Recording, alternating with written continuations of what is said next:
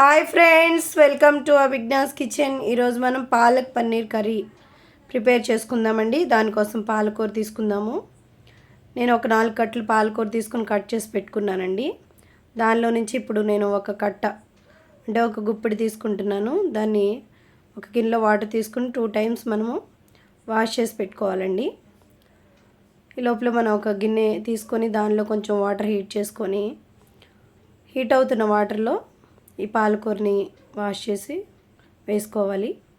తర్వాత ఒక 2 minutes ఉడకబెట్టుకోవాలండి. 2 minutes తర్వాత స్టవ్ ఆఫ్ చేసేసి పక్కన పెట్టేసుకొని మిక్సీ పట్టుకోవాలండి చల్లారిపోయిన తర్వాత. ఈ లోపల మనం ఇంగ్రీడియంట్స్ చూద్దాము.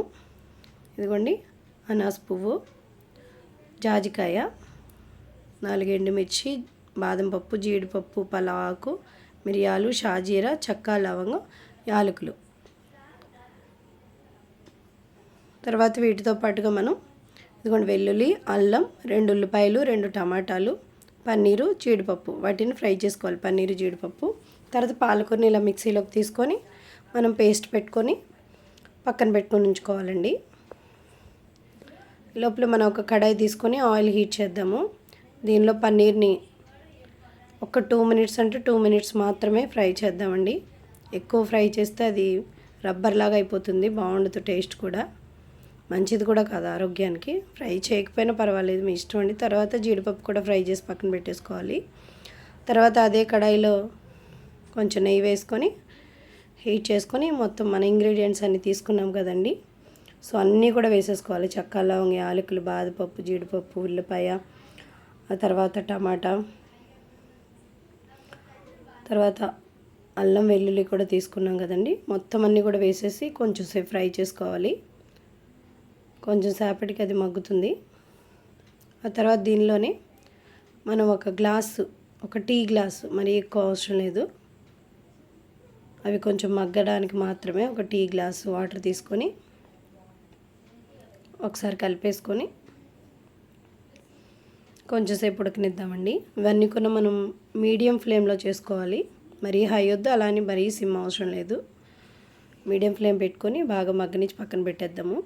అది చల్లారిపోయిన తర్వాత మిక్సీ పట్టుకోవాలండి. ఈ లోపల వేరే ఒక గిన్నె, కర్రీ చేయడానికి గిన్నె పెట్టుకొని దానిలో నెయ్యి, నూనె 2 స్పూన్స్ వేసుకుందాము. దానిలోనే పాలకూర పేస్ట్ వేసేసుకొని ఒక 2 మినిట్స్ అట్లా ఫ్రై చేద్దామండి. ఆల్రెడీ ఉడికిందే కాబట్టి కొంచెం ఆయిల్లో ఫ్రై అవ్వాలి. అది అయిపోయిన తర్వాత మనము పేస్ట్ పట్టుకున్నాం కదండి, మొత్తం ఉల్లిపాయ, టమాటా, అల్లం, వెల్లుల్లి ఇంగ్రీడియంట్స్ అన్నీ కూడా వేసుకొని ఆ పేస్ట్ వేసి బాగా కలిపేయాలండి.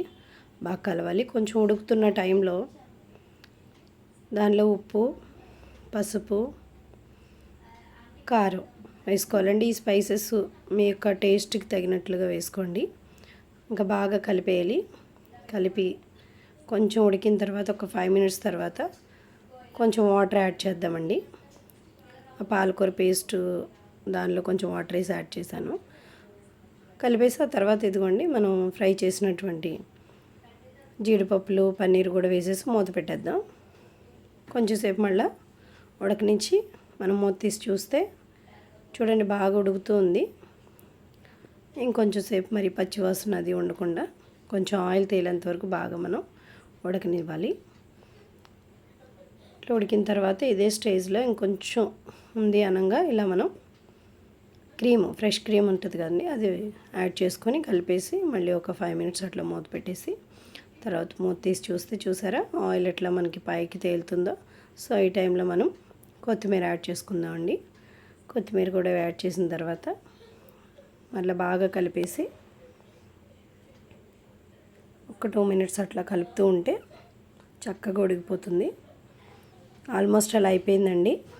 మన కర్రీ అంతా కూడా ప్రిపేర్ అయిపోయింది. సో ఈ స్టేజ్లో మనం గ్రేవీ థిక్నెస్ అనేది చెక్ చేసుకుందాము.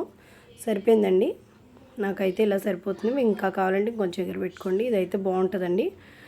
నాన్స్లో కానివ్వండి, పుల్కాలో కానివ్వండి, చపాతీలో కానీ చాలా బాగుంటుంది. ఇప్పుడు డిష్ అవుట్ చేసేసుకొని మనం ఇలా పెట్టేసుకుందాము.